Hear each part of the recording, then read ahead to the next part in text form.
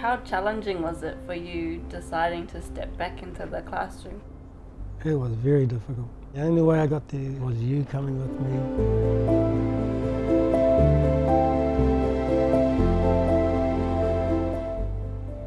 I te kura Kāore i tino i te tino whakamāhau ki te kōrero, he Māori ahau, nā te mea kāore ai mōhio me pēhea te tū o te tehi ko tiro Māori.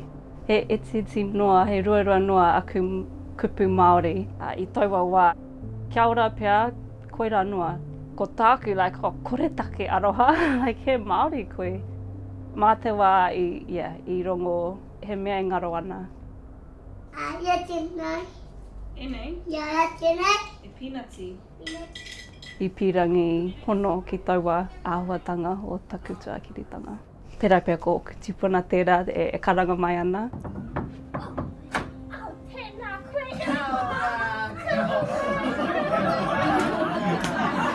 Tērā pia ko te wā I pātai mai taku pāpā.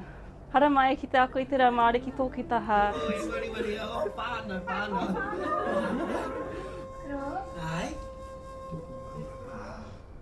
He tino waiwa ki te iaia, e whawhai ana I ona ake whakaaro me te whakaaro a kei te kore take ahau, tētai te mahi pirangi wehe, kāre te pirangi haere tonu. Me mokio ki a koe?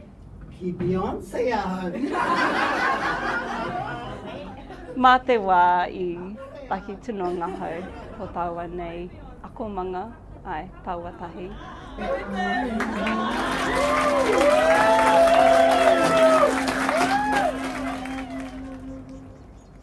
Kāre koe, ako I te reo Māori, I a koe tamaiti ana, ni tamariki ana?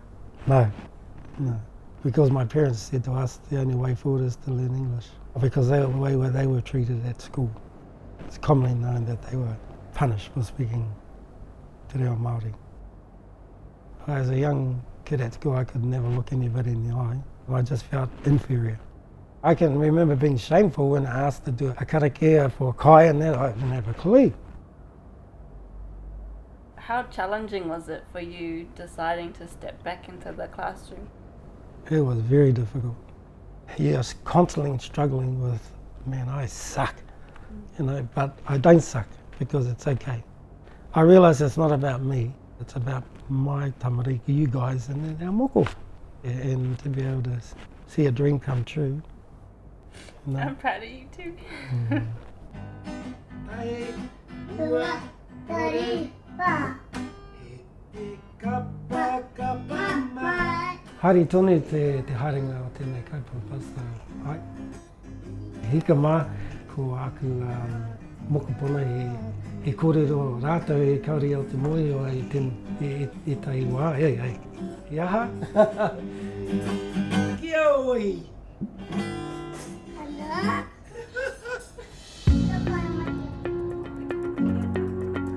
Te momoia, he kōrero au ki a rātou, kei te hari koa e o ki tupuna, o te māma, tōku māma, tōku pāpā.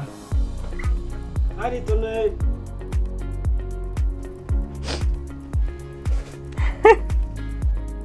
He miharo rawa, te kite ngātu.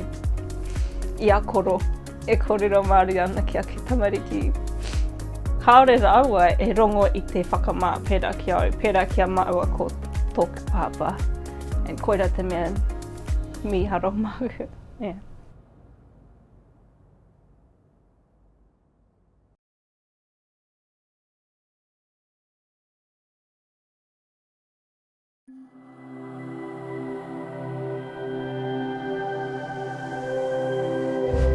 Ko te reo